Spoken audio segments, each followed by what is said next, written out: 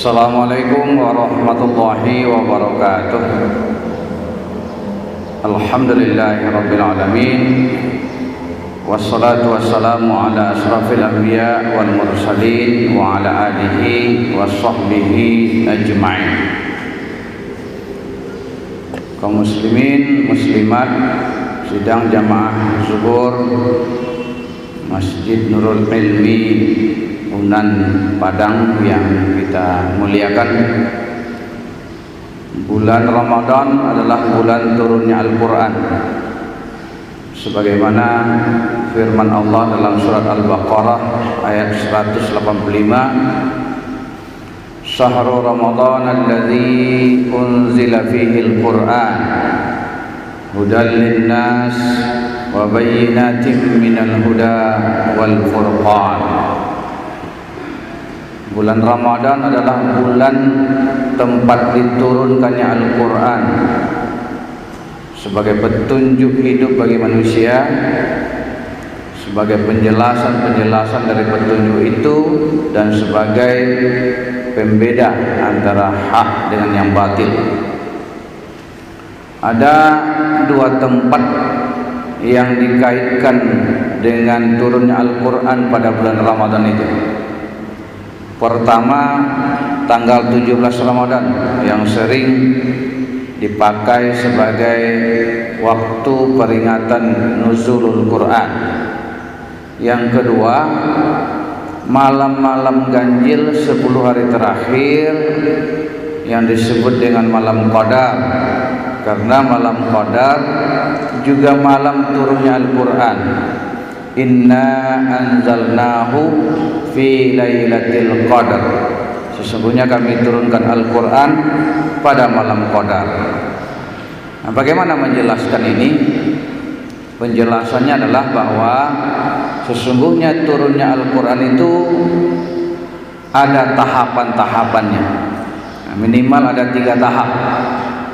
Pertama, tahap dipisahkannya Al-Quran itu kalamullah, perkataan Allah, dari Allah, lalu disimpan di Lauhul Mahfuz.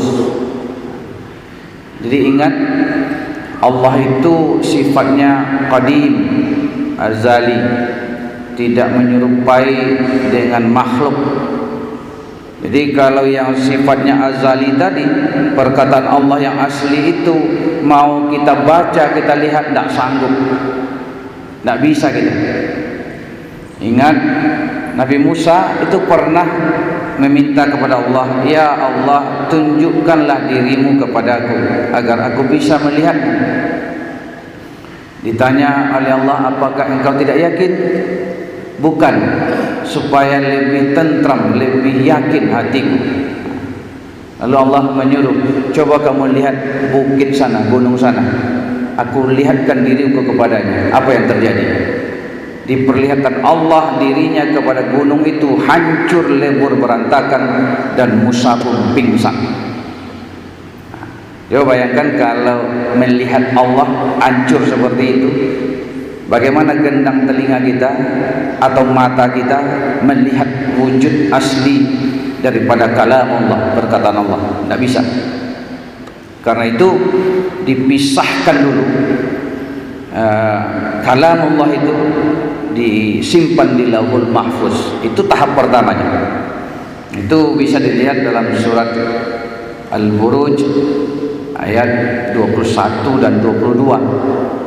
Dijelaskan di situ.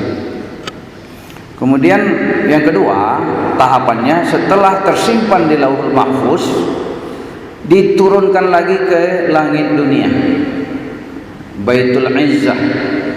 Dalam sebuah hadis riwayat At-Tabrani disebutkan bahwa Al-Quran itu diturunkan pada malam Qadar di bulan Ramadan ke langit dunia secara sekaligus, baru kemudian diturunkan kepada Nabi Muhammad secara berangsur-angsur. Nah, jadi tahap kedua itu yang sudah tersimpan di Lauhul Mahfuz itu diturunkan sekaligus ke langit dunia. Apa maksud langit dunia ini? Salah satu tafsirannya adalah diformat ulang menjadi sesuatu yang sesuai dengan hukum-hukum dunia. Bisa dilihat, bisa dibaca. Kalau tidak bisa. Sama dengan kalau kita buka komputer, aplikasi program yang dipakai itu Word, lalu kita masukkan file PDF, nggak terbaca dia. Nah, begitu juga kalau kalamullah yang masih dalam format awal tadi diturunkan langsung kepada manusia, nggak bisa manusia menangkapnya. Panca indera manusia tidak sanggup, tidak bisa.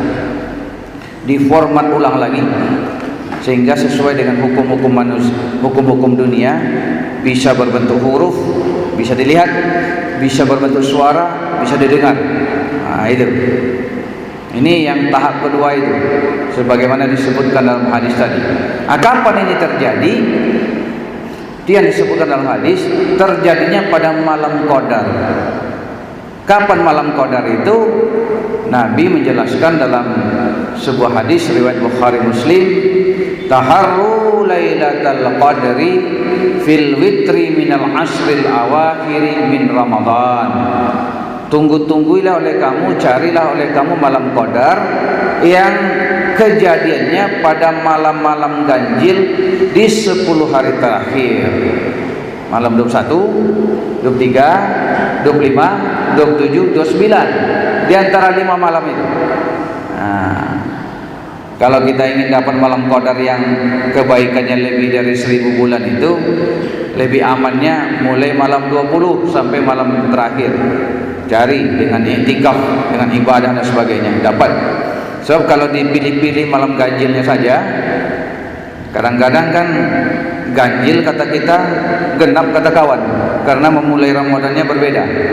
Nah, supaya aman dapat semua, mulai malam 20 seterusnya dicari malam Qadar itu. Malam Qadar itulah tempat turunnya Al-Quran, yaitu turun sekaligus dari Lauhul Mahfuz ke langit dunia. Nah, setelah kumpul di situ, baru Allah memerintahkan malaikat Jibril mengantarkannya kepada Rasulullah secara bertahap.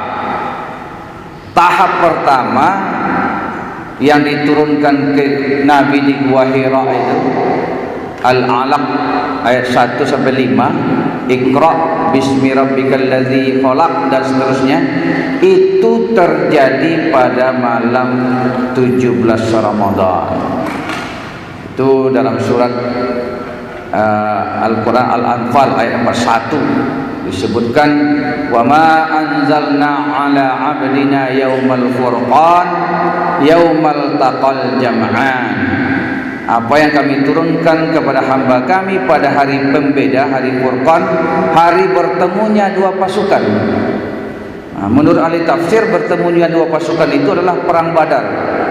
Dan menurut ahli sejarah, perang Badar itu terjadi 17 Ramadan. Itu makanya kita peringatilah nuzulul Quran itu 17 Ramadan. Yang mana yang diperingati itu turunnya pertama kali, kloter pertama, rombongan pertama dari Al-Quran kepada Nabi di Gua Hira yang 5 ayat itu. Nah, itulah yang 17 Ramadan. Jadi Bapak Ibu kaum muslimin muslimat, itulah proses turunnya Al-Quran dengan tujuan sebagai petunjuk, sebagai penjelasan petunjuk, dan sebagai pembeda antara hak dengan yang batil, sebagai petunjuk hidup bagi kita. Dengan turunnya Al-Quran jelaslah mana yang hak, mana yang batil, mana yang halal, mana yang haram. Kita disuruh memilih. Pilihan hidup kita itulah yang menentukan kebahagiaan kita dunia dan akhirat. Allah tidak paksa, bahkan beriman pun Allah tidak paksa. Wa man syaa falyu'min, barang siapa yang ingin beriman silakan beriman. Wa man syaa falyakfur, siapa yang ingin kafir silakan kafir. Nah, itu fungsi Al-Quran utamanya. Semoga dengan penjelasan ini jelas bagi kita tahapan turunnya Al-Quran dan tujuan utama turunnya Al-Quran. Wabillahi taufiq wal hidayah. Wassalamualaikum warahmatullahi wabarakatuh.